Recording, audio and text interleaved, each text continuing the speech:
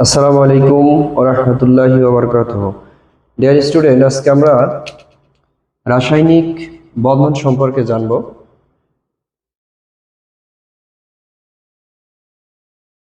Chemical bond, রাসায়নিক বন্ধন। রাসায়নিক বন্ধন বিভিন্ন ধরনের হয়ে থাকে, যেমন হচ্ছে কোভ্যালেন্ট বন্ড বা হচ্ছে সন্নিবেশ বন্ধন, আয়নিক বন্ধন, আর হচ্ছে হাইড্রোজেন বন্ধন, আর এটা হচ্ছে কোঅর্ডিনেশন বন্ড বা সন্নিবেশ বন্ধন। যেমন দেখো, কোভ্যালেন্ট কোভ্যালেন্ট কোভ্যালেন্ট বন্ড বা কোভ্যালেন্ট বন্ড বা সমযোজী বন্ধন। সমযোজী বন্ধন হচ্ছে যেমন অ্যামোনিয়া। অ্যামোনিয়াতে এখানে হচ্ছে সমযোজী বন্ধন রয়েছে, যেমন হচ্ছে নাইট্রোজেনের সাথে তিনটা হাইড্রোজেন সমযোজী বন্ধনের মাধ্যমে যুক্ত রয়েছে। তারপর আছে হচ্ছে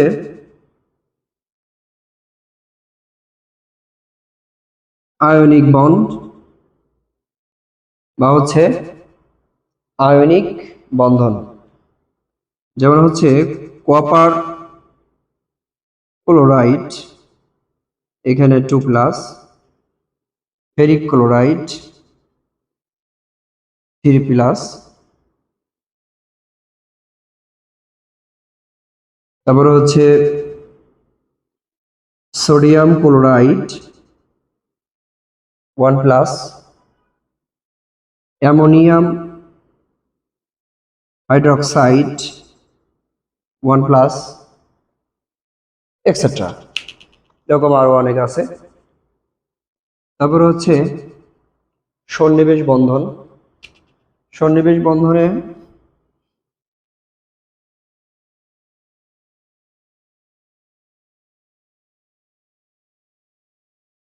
H2SO4 সালফুরিক অ্যাসিড, এই সালফুরিক অ্যাসিডের মধ্যে সালফার আছে।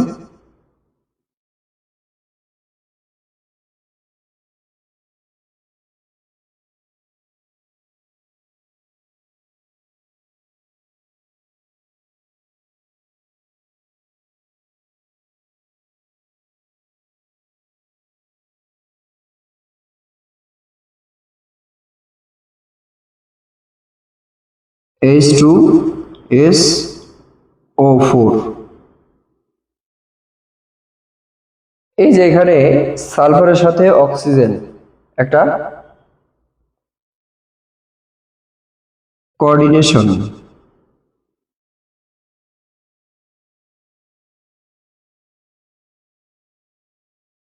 কোঅর্ডিনেশন বন্ড কোঅর্ডিনেশন বন্ড দ্বারা যুক্ত, অর্থাৎ সালফিউরিক অ্যাসিডের সালফার কেন্দ্রীয় পরমাণু, এটা হচ্ছে অক্সিজেনটা একটা অক্সিজেনের সাথে সন্নিবেশ বন্ধন দ্বারা আবদ্ধ আছে, আর তিনটা অক্সিজেনের দুইটা হচ্ছে সিঙ্গেল বন্ড, একটা হচ্ছে ডাবল বন্ডের দ্বারা আবদ্ধ আছে।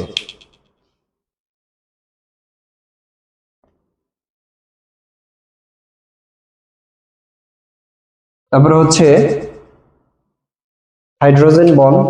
হাইড্রোজেন বন্ধনে যেমন হচ্ছে পানি H2O, এই পানির হচ্ছে এটা হচ্ছে শেপ SHAP শেপ, এটা হচ্ছে ভি আকৃতির, ভি ভি আকৃতির পানি। এটা বন্ধন কোণ হচ্ছে 104.5 এত ডিগ্রি। যাই হোক, এই পানিটা হচ্ছে এইভাবে থাকে বন্ধন, এই যে এটা এটা হচ্ছে পানিতে কয়েকটা পানির অণু যখন যুক্ত হবে তখন হচ্ছে এই হাইড্রোজেন বন্ধন দ্বারা যুক্ত থাকবে।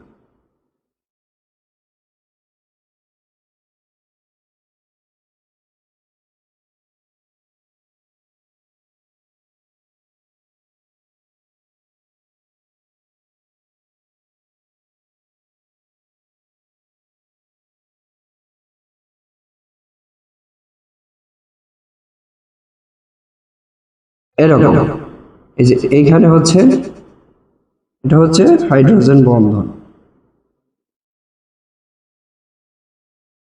Hydrogen bond. এখন আমরা রাসায়নিক বন্ধন সম্পর্কে জানলাম। এখন জানবো হচ্ছে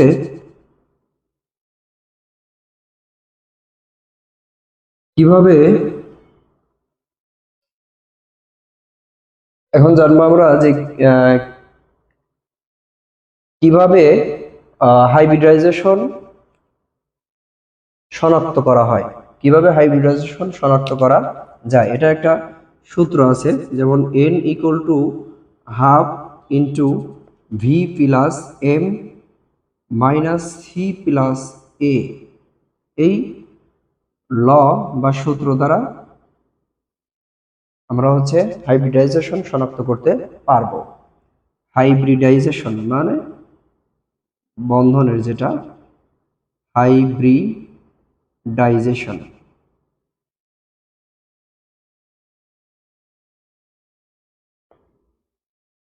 হাইব্রিডাইজেশন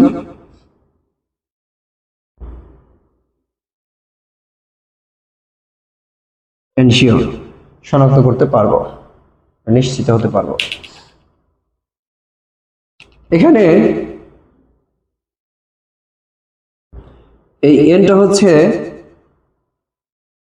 হাইব্রিডাইজেশনের হচ্ছে এই অরবিটালে যে কলিশন, যেমন হচ্ছে sp কলিশন বা sp বন্ধন, তারপর হচ্ছে sp2 sp3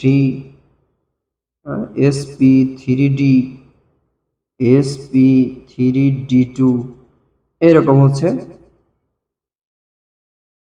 হাইব্রিডাইজেশন থাকবে বা কলিশন থাকবে, সেটা হচ্ছে এন দ্বারা প্রকাশ করা হয়। আর এখানে ভি হচ্ছে কেন্দ্রীয় পরমাণুর যোজ্যতা স্তরের ইলেকট্রন সংখ্যা, কেন্দ্রীয় পরমাণুর যোজ্যতা স্তরের ইলেকট্রন সংখ্যা। আর এম হচ্ছে কেন্দ্রীয় পরমাণুর সাথে একযোজী পরমাণু বা রেডিকেল মূলক বা রেডিকেল আয়ন, যেটাই বলো সেটা।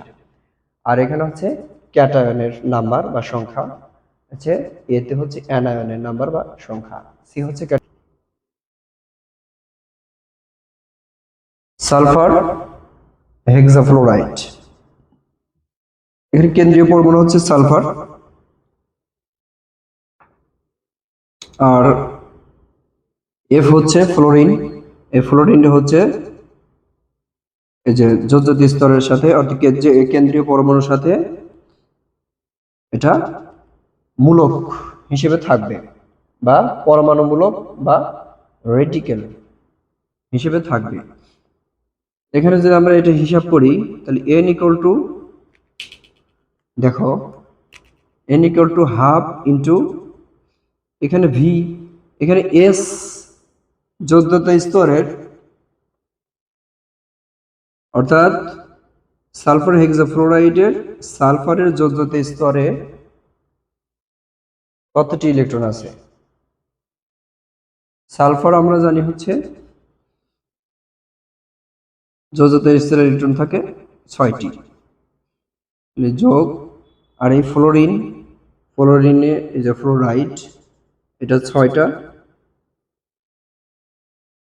6 থাকলে এটাও 6 হবে। আর অ্যানায়ন, এই ক্যাটায়ন বা অ্যানায়ন এগুলো নেই, সেই জন্য 0। তাহলে কি হবে, half into 6 plus 6 12 equal to 6। তাহলে এটার যে সংকরায়ন, সংকরায়নটার দাঁড়াতে হচ্ছে sp3d2, অর্থাৎ 3 4 5 6 sp3d2, এটা হচ্ছে সংকরায়ন হবে এটা।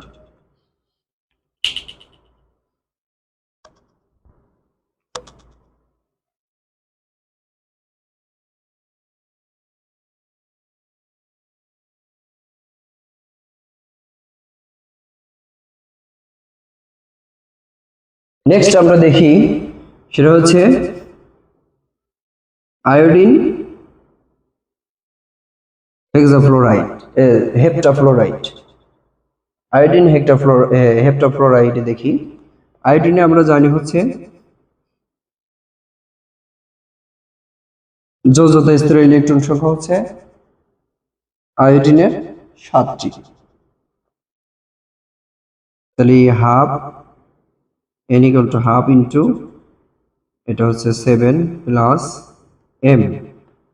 এমটা হচ্ছে একক পরমাণু এর সংখ্যা। তাহলে আয়োডিনের সাথে একক পরমাণু হিসেবে ফ্লোরিন আছে হচ্ছে কয়টা? 7টা। তাহলে 7টি মাইনাস এখানে অন্য অ্যানায়ন বা ক্যাটায়ন নেই, 0। তাহলে এখানে কি দাঁড়ালো? হাফ ইন্টু 7 দুগুণ 14, মানে 7 যোগ 7 14 ইকুয়াল টু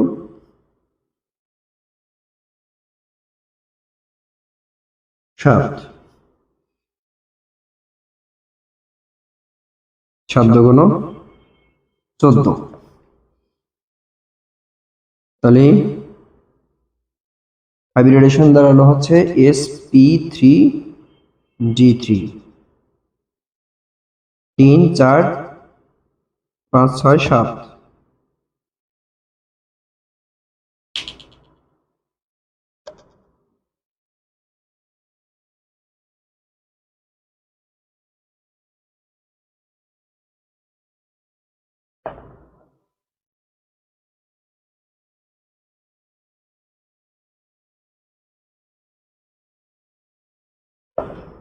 তারপরে দেখো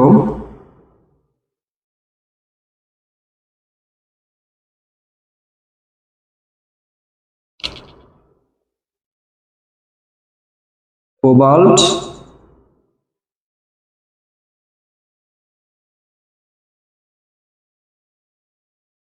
হেক্সাঅ্যামোনিয়া কোবাল্ট 3 আয়ন। হেক্সাঅ্যামোনিয়া কোবাল্ট ক্লোরাইড, এটা হচ্ছে কি ধরনের সংকরায়ন এখানে আছে সেটা আমরা দেখব। যেমন হচ্ছে কোবাল্ট 27, এটার ইলেকট্রন বিন্যাস হচ্ছে ধরো আর্গন 18 4s3d। তাহলে 18 19 20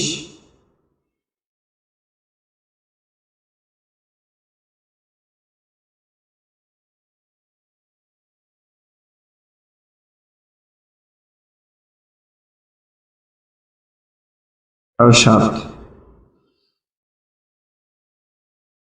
18 20 আর 7 27। এখানে দেখো 3d অরবিটালে 7টা ইলেকট্রন আছে, 4s অরবিটালে 2টা ইলেকট্রন আছে। তাহলে কোবাল্ট 3 আয়ন যদি হয়, অর্থাৎ এটা হচ্ছে তোমার অবস্থান্তর মৌল। সুস্থিত আয়নে কি হবে? ইলেকট্রন পূর্ণ অবস্থায় থাকবে। তাহলে 3 কোবাল্ট 3 আয়ন যদি হয়, তাহলে এখান থেকে একটা, এই 2টা আর এখান থেকে একটা যাবে, তাহলে 3টা ইলেকট্রন চলে যাবে। তাহলে আর্গন 4s0 3d6 হবে।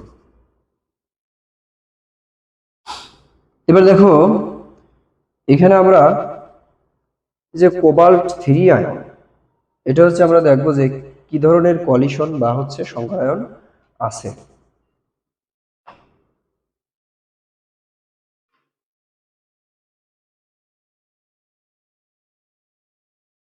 তাহলে এখানে s অরবিটাল এবং d অরবিটাল, এটা আমরা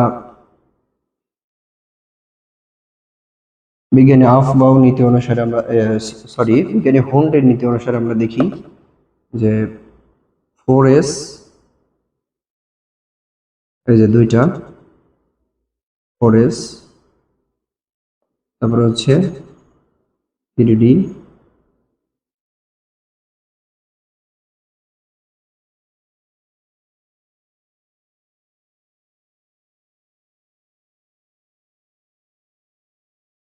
থ্রি ডি,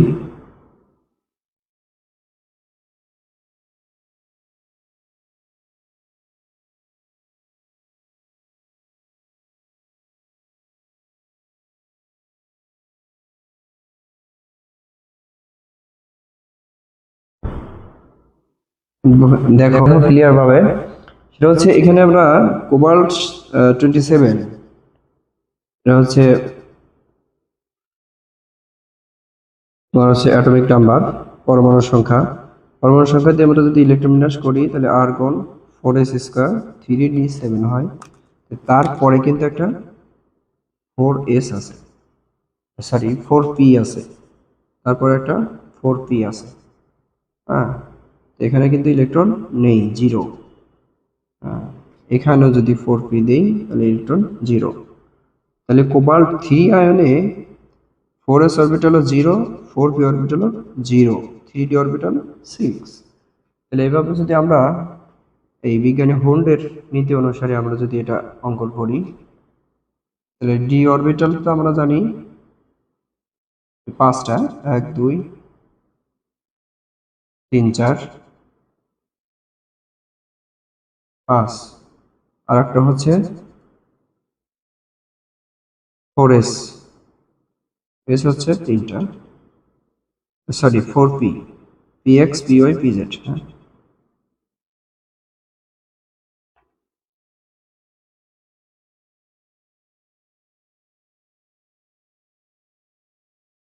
তাহলে এবার দেখো এই যে 3d আর 4p, এই যে তিনটা orbital S DP, S DP, এটা আমরা অঙ্কন করলাম। এখন দেখো আমাদের শুধু এই ডি অরবিটালে 6টা ইলেকট্রন আছে, কয়টা? 6টা আছে। তাহলে এখানে 2টা করে করে ইলেকট্রন দিয়ে দিলাম, 4 5 6। এটা ফাঁকা, এটাও ফাঁকা, এগুলোও ফাঁকা। তাহলে এস অরবিটালেও নেই, ডি অরবিটালে 6টি, 2 4 5 6। হ্যাঁ, 2টা ঘর ফাঁকা। যেহেতু ডি অরবিটাল কয়টা থাকে ইলেকট্রন? 10টি। ডি অরবিটালে 10টি ইলেকট্রন থাকে, সেহেতু এর ঘর হবে 5টা, 1 2 3 4 5। এস অরবিটালে 2টি ইলেকট্রন সর্বোচ্চ থাকে, এর ঘর হবে হ্যাঁ কয়টা? 1 2।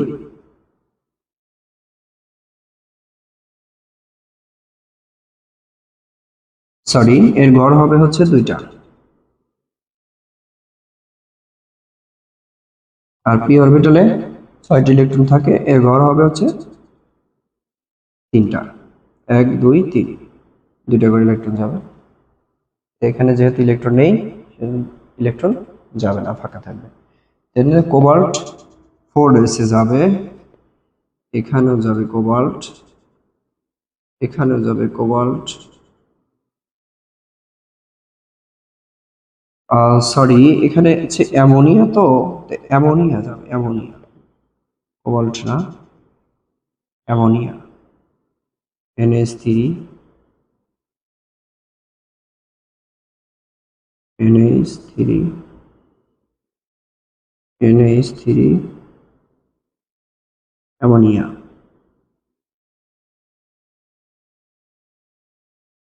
তাহলে অ্যামোনিয়া কয়টা হলো? 1 2 3 4 5 6, যে 6টা অ্যামোনিয়া। 6টা অ্যামোনিয়া, 4s এ যাবে 1টি, 3d তে যাবে 2টি, আর 4p তে যাবে হচ্ছে 3টি। হ্যাঁ, এটা হচ্ছে উত্তেজিত অবস্থায় যাবে। তাহলে আমাদের এই সংখ্যায়নটা কি দাঁড়ালো? যে এস, এই যে এস একটা, এস পি, যে P, P orbital, S P, পিতে কয়টা? 3টা, এস পি থ্রি, আর হচ্ছে ডিতে কয়টা? 2টা, S P three D two. হ্যাঁ, S P three D two, অর্থাৎ সংখ্যায়ন সংখ্যা হবে কত? এস হচ্ছে একটা, পি হচ্ছে 3টা, তাহলে কত? 4টা, আর ডি হচ্ছে 2টা, তাহলে 4 আর 6টা। তাহলে সংখ্যায়ন হবে সিক্স, অর্থাৎ sp3d2 এটা সংকরায়ন হবে। হ্যাঁ, কোবাল্ট হেক্সাক্লোরাইড, কোবাল্ট হেক্সা অ্যামোনিয়া ক্লোরাইড, এটা সংকরায়ন হবে হচ্ছে sp3d2। এটা ডিটেলস আমরা বুঝতে পারলাম। তাহলে এইভাবে আমরা কেমিক্যাল বন্ড সম্পর্কে স্পষ্ট ধারণা পেতে পারি এবং এখান থেকে কিভাবে আমরা সংকরায়ন শনাক্ত করতে পারি সেটা জানতে পারি, এবং একটা জটিল যৌগ এর মধ্যে কিভাবে সংকরায়ন সংগঠিত হয় সেটা সম্পর্কে স্পষ্ট ধারণা আমরা পেতে পারি। আবার দেখো, রাসায়নিক বন্ধনের মধ্যে যেমন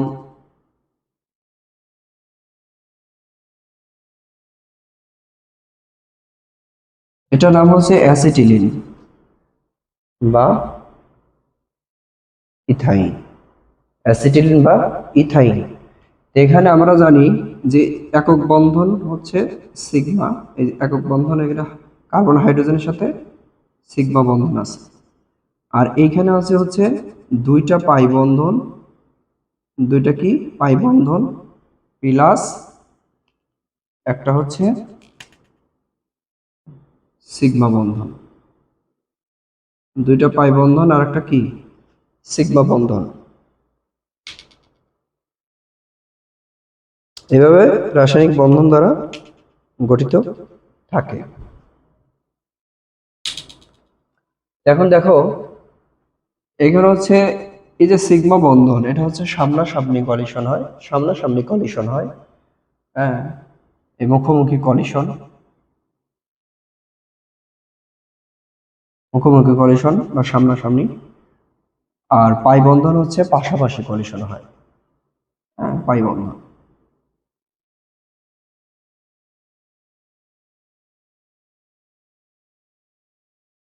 তাহলে এভাবে আমরা রাসায়নিক বন্ধন সম্পর্কে ধারণা পেতে পারি। তো আজকে এই পর্যন্তই। সবাই ভালো থেকো, সুস্থ থেকো। আসসালামু আলাইকুম।